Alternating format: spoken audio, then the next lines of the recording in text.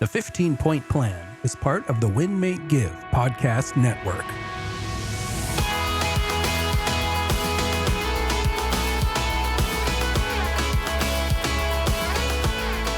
Hello. Welcome to another episode of the 15-Point Plan podcast. I'm your host, Jacqueline Smith. I'm here with my amazing co-host, Ryan Greigg, and we are talking this year about implementation and execution of the 15-Point Plan because we want to help you have more energy, less stress, and more joy in your life. And we know that having more energy leaves room for more experiences, more joy, more emotional regulation. It's just better for us overall. Do you want to say hi, Ryan?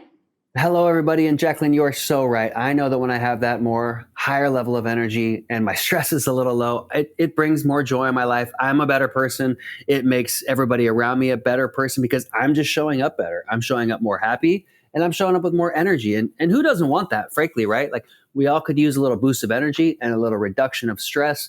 And that is the mission behind this podcast, is to give you tips and tools following the system that our buddy Ben Kinney had created called the 15-Point Plan, which of course you can find at winmakegive.com.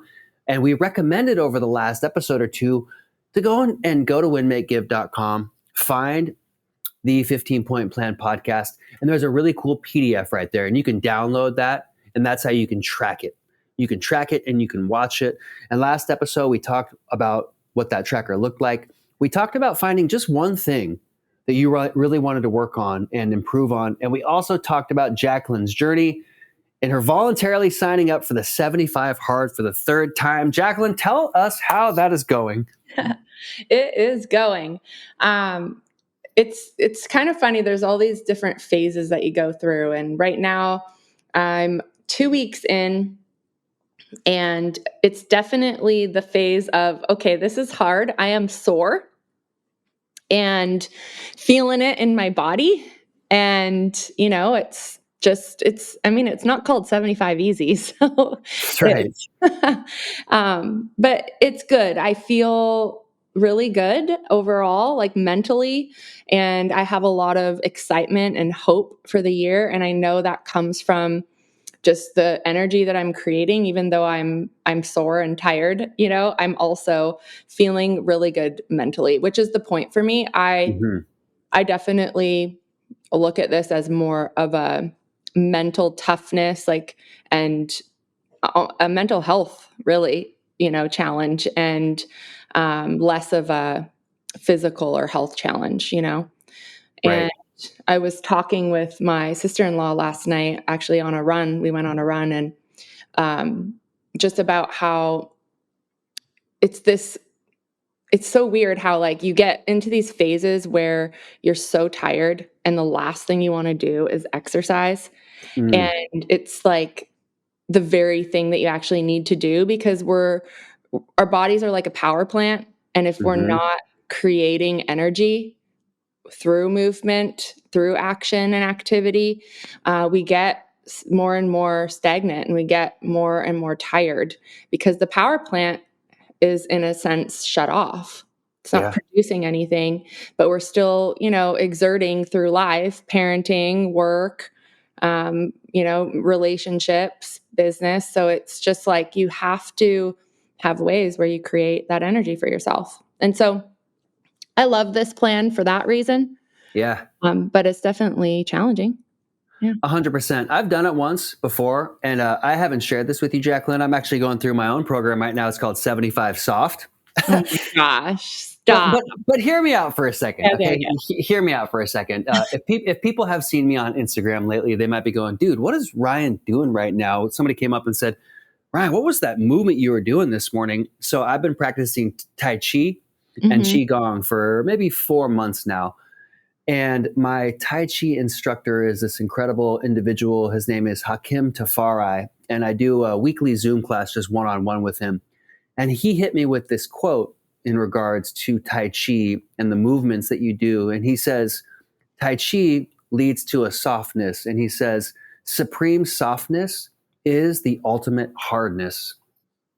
So my 75 hard these days is a 75 soft, because we've talked about this on previous episodes. I've been working on getting a little bit softer, not in my body mass, so to speak, in my attitude and Yeah. in my movement and in my approach to life.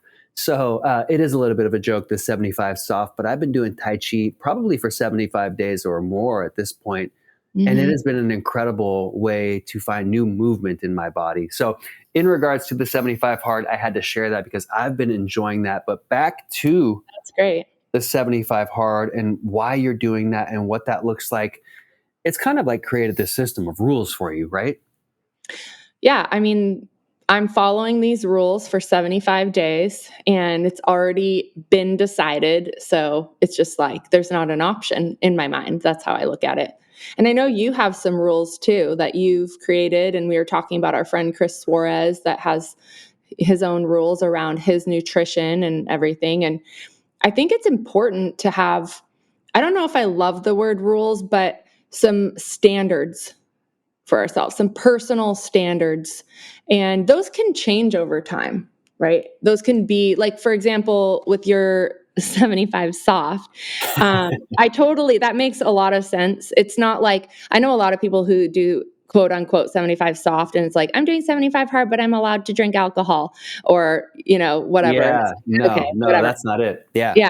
No, yours is, if you don't know Ryan, this is like Mr. Spartan man over here, like always like these rigid, I think rigid like rules around your workouts and you've always gone at things like hard, in my mind, like hardcore. Like you're like probably the closest thing to like David Goggins that I've known, like you or Chad Himes, like you guys are just like next level. So I like that you're adding some softness and some space.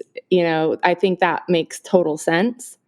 Well, Um, thank you, Jacqueline. I would never compare myself to Goggins. I've met him one time. I certainly have embraced that aspect of my life for yeah, many years. But as I shared with somebody or on my Instagram reels, like that was starting to kill me, frankly. Like it yeah, was starting to break me down. And so I mhm, haven't stopped lifting weights. I haven't stopped working out. I've just added some softer things into my yeah, life in hmm, those aspects, and things like poetry and things like collages and just creative things. And they've just helped me become a more whole person. hmm, And I don't have really many rules around those yet, other than I do Tai Chi every single morning. That's just been incorporated into my workout. hmm, But back to the rules and maybe looking into like the nutrition box, for example, when I interviewed Chris Suarez, who's our business partner and co-owner of Place, he has strict rules. And whether you call them rules or standards or non-negotiables, yeah, for me and for you, I think you would agree, Jacqueline, these are things that we've said we're going to do or not do. hmm, And they might be a very little thing, but those are the things that we get that check mark in our brain that we said, look, I'm going to do this. And I did it. yep, And we build that mental resilience to just kind of become a person of our word. So a hmm, simple rule that I have is I just don't eat sugar at the office. I don't eat, frankly, really anything at the office other than what I bring. And the reason is because I don't know if you work in an office, if you're in a real estate office, or if you're in a type of business where you're in an office environment, you hear me when I say things. People are always bringing in donuts. People are always bringing in muffins. People are hmm, always bringing in candy or snacks or chocolates or all these, frankly, really nice things. And thank hmm, you to the people that do that. But when I want to eat a donut, I want to be ultra intentional about that. Like I'll eat a donut. It's going to be on the weekend. And I'm probably going to not eat breakfast because I'm going to try to offset the calories for it. And I might say, I got to run an extra little bit or I got to work out an extra little bit so that I specifically kind of earn that. But that rule or standard that I have created is just simply, I don't eat sugar at the office. And I really live to that. And people will bring donuts in and they'll go hand them out to everybody and they'll look at me and they'll go, you probably don't want one, do you? Well, because it's become like part of your identity, I would say. Like people know that about you now. And by the way, thanks for bringing up donuts because I have not craved a donut. And now I'm craving a donut. I'm like, okay, you start making a list of things after 75 hard that you're going to want to do. And I Yeah. think I might have to put a donut on my list. But anyway, Yeah. back to the identity. I think all the books and research I've ever done on building habits is that it has to become part of your identity for it to actually stick, because our actions they flow out of, our thoughts, our feelings, and which those come from our beliefs, like about ourselves, our worldview, whatever it is. And so if you think to yourself, like, I just don't do that, or I just don't drink that, or I don't eat that. That's different than saying, like, oh, I'm not drinking right now, or, oh, I'm trying to give up sugar. No, it's like, I'm giving up sugar, or I gave up sugar. Mm-hmm. That's different than I don't eat sugar. That's right. It's part of your identity and like who you, how you connect. I have this image that hangs in my gym, Jacqueline, and I just pulled it up because I think it applies to this in regards to what we tell ourselves. And it goes like this. It says, watch your thoughts, for they become your words. Watch your words, for they become your actions. Watch your actions, for they become your habits. Watch your habits, for they become your character. Watch your character, for it becomes your destiny. What we think, we become.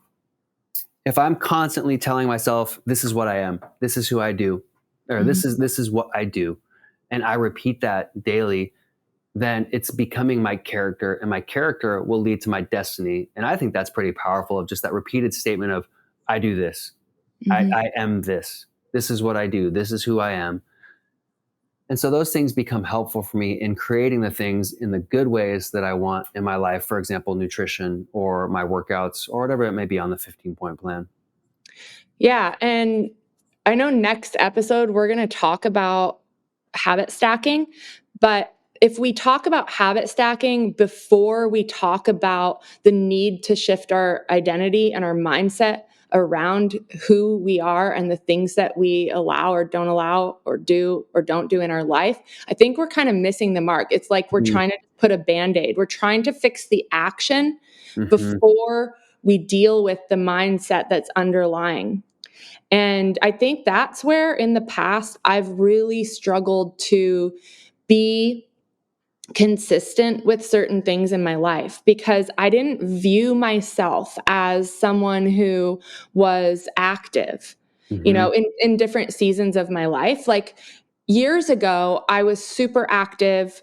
I went to hot yoga almost every day. I ran. I was super intentional and active. And then I went through a season where that just wasn't on my radar for whatever reason, right? We don't need to get into it, but I didn't identify as someone who was an active person that worked out all the time.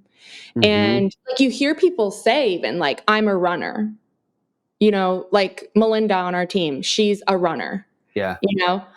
But if I want to start running and I don't start identifying as a runner, I mean, I don't have to be as good as Melinda. I mean, she runs a marathon in, 7.5-minute miles. Like, I don't have to be that good to identify as a runner. I can identify as a runner right now if I want to.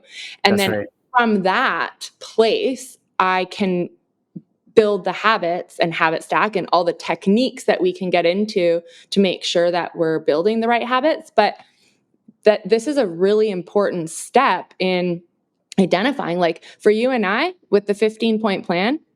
I mean, just doing this podcast, I mean, it kind of becomes part of our identity that I would think people expect that we use the 15-point plan. Like we're not just showing up to like talk about it, doing it, like we actually use it in our life. That's right. And it's part of who we are.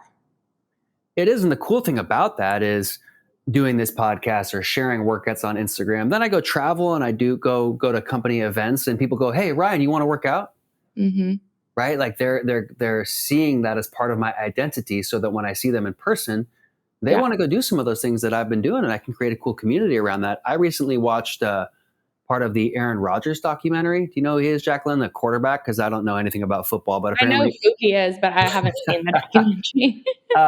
I just like to study people that are very good at what they do. I'm not a big football fan myself, but I know Aaron Rodgers is one of the greatest quarterbacks of all time, so people say. And he talked about when he was in college, and he talked about wanting to become one of the greatest quarterbacks of all time. And he said, I wasn't in high school. I wasn't even in college. Not yet.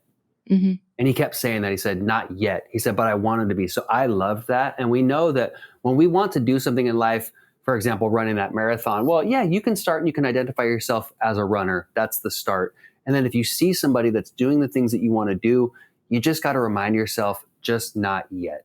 Yeah. You can get there. You might not be there today, but just keep chipping away. Keep working towards that goal. You haven't done it, just not yet. But you can do it. But you got to start with these small steps. You got to build those rules or those standards, create those habits, and you'll get there. You'll get there. Yeah. One day, maybe someone will come up to me at an event and say, hey, when's the workout? Oh, come on, Jacqueline. I know you inspire so many people because I've heard them, and we've had guests on here that you've inspired.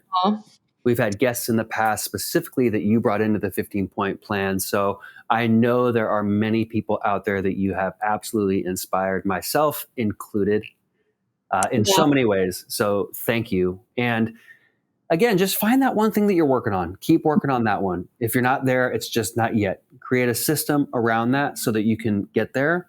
And this next episode, we're going to talk about stacking those habits to make these things even easier for you. So we talked about a couple different points in the plan today, from influences, finding people you want to be like, and you're just not there yet. We talked about nutrition. We talked about movement. So we touched on a couple different points today. If you got some value, which we hope you did, then make sure you're sharing this podcast with your friends, your family, and like and subscribe. Again, you can find it at winmakegive.com. Print that tracker out and start tracking it, because it's really going to make a difference in your life. The more accountable we are, the easier things become. Right, Jacqueline? Absolutely. That which is tracked usually improves. Thank you so much for the kind words. I just want to say I feel the same about you, and I know you inspire so many people every day, as do all of you. Go out today, look for someone that you can inspire and influence in a positive way, and catch us on the next episode of the 15-Point Plan. Thanks, everybody. Bye, everyone.